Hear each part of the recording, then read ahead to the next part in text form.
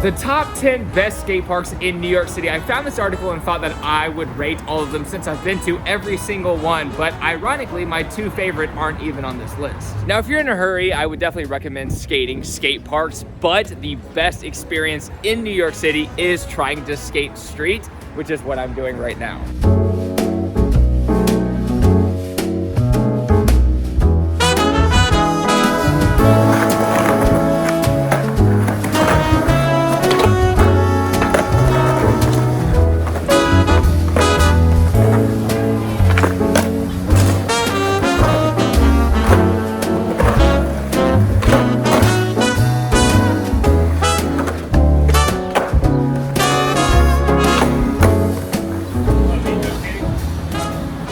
That spot is a huge bust. I'm really surprised I lasted that long, but let's get into these 10 skate parks. So we're gonna go from my least favorite park to the favorite park, my favorite one that I recommend people go to. And I already know I'm gonna hurt some feelings talking about this list, and I'm sorry. If this is your local park, I'm sorry. I cut myself shaving. I'm sorry you have to stare at this. So starting from the worst one, number 10, I'm gonna have to say Mullaly Skate Park. Probably pronouncing it wrong, but it is meant for BMX riders. The ramps are ginormous. It's also dilapidated wood, and the bottom of the ramps usually have a bit of an indentation to get up, which is terrible for skateboards and dangerous. Not really sure why it's on the list. I think they just looked up skate parks and just randomly put them on this list, but that's not a good skate park at all. Number 9 has the same issue. It's a skate park in Staten Island called 50/50 Skate Park. I've actually been there a few times before, but it is far. When it rains, it's kind of cool to go to, but the ramps are meant for BMX, so it's very difficult for skateboard wheels to roll on them. Number 8 is a little weird. It's a really fun skate park. It's called River Avenue Skate Park, and it's up in the Bronx. The most annoying part about it is how far you have to go to skate it. The ramps are built a little weird, but it is a fun park. I genuinely enjoyed the session that I had there. I feel like I'm not giving it a lot of credit by putting it as number 8, but the rest of the skate parks I genuinely enjoy, so I kind of just had to put them there. Just like a lot of ramps in New York, it has a lot of flat ledges, which I think is really fun. And speaking of flat ledges, the new skater who I'm welcoming to my Progress Daily company, I am announcing tomorrow. If you've been keeping up with Progress Daily, I've already announced 3 riders from California, and this is the first one from Texas. The whole reason I went out there to announce literally one of my favorite skateboarders of all time who's going to be riding for my company, and that's all the hints I want to give, but tune in tomorrow to check that out. Link in description down below if you haven't already subscribed to that channel. Number 7 is Owl's Head Millennium Skate Park. This one is for transition dogs. A lot of people really love this skate park, and I think I would too if I was more of a transition skater, but I'm not. I think it's one of the oldest skate parks in New York City, but it is a ways away from the actual city itself, so if you're just visiting Manhattan, I wouldn't recommend it. Number 6, Flushing Meadows Skate Park. Now this skate park is amazing, hands down, I love it, but I hate the commute. It's funny because I feel like I'm ranking these on the commute, but it's a really fun skate park. The area alone is actually amazing because it has this really famous skate spot. It's this blue globe spot, and then it has the best flat ground I've ever skated right next to it, and my friend John Reyes always utilizes this area. I'm very easy to please when it comes to skate parks and skateboarding. I could just get a curb that's waxed and I'm happy, but this skate park is genuinely fun, and if you have the time, I would recommend going to it. All right, and before we get into the final 5, we are at Bryant Park, and I want to get a little more skateboarding in.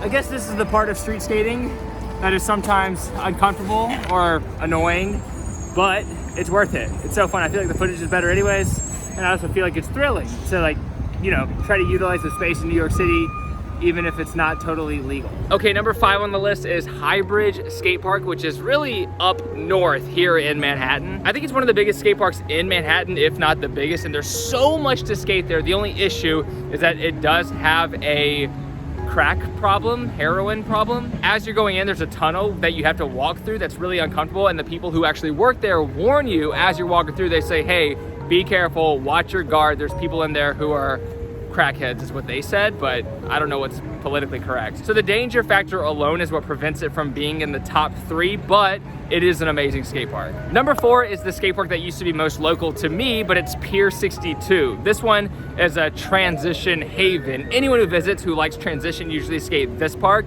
and then they'll skate the Owlhead skate park that I mentioned earlier. It's really common, it's really popular, it's definitely an attraction for most people who come here to skateboard, but personally, I don't go there very often because I genuinely just don't really care about transition skate parks, but now it's time to do the top 3. Number 3 is Astoria Skate Park. If it was any, can I help you?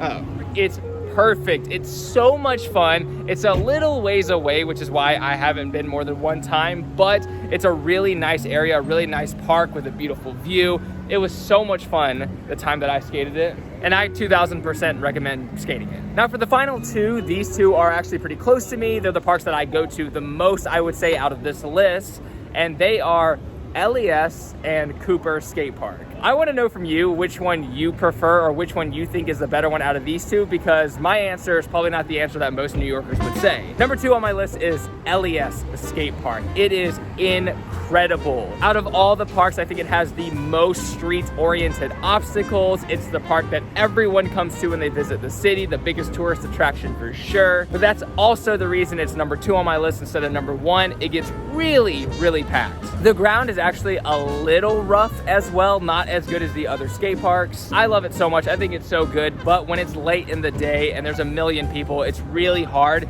to progress in skateboarding because you're just sitting there taking a lot of turns. And for me, that's not fun. And out of this list, that leaves Cooper Skate Park as number 1. This park can also get pretty packed, but it's tucked away in Brooklyn and it's a very chill atmosphere, at least for me when I go early in the morning. There's a lot of easy stuff to skate for beginners as well. It's in a cool area of Brooklyn as well, so it's fun to just hang out. And that's my ranking of the skate parks in New York City. My 2 favorite are actually McCarran and Tribeca. They weren't even on this list. I have no idea why, but those are the 2 that I mainly go to if I'm not out street skating. I actually became incredibly sore the other day trying this nollie backside flip. I'm glad a lot of people actually liked watching me trial and error that trick, but yesterday was my first attempt back street skating, and I always go to this curb when I need to get back into shape. But during the section, I actually sustained another injury because I am really intelligent and definitely should have skated when I was already too sore.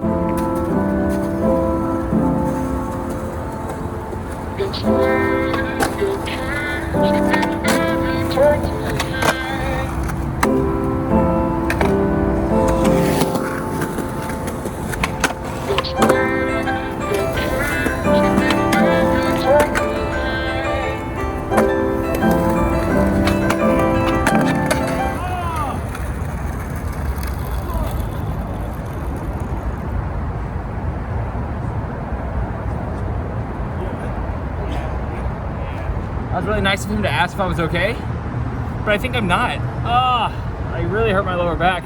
It was already sore before and I just hit it perfectly, like the bone of my lower back hit the curb so good. It cracked too. It was like, and I was like, oh.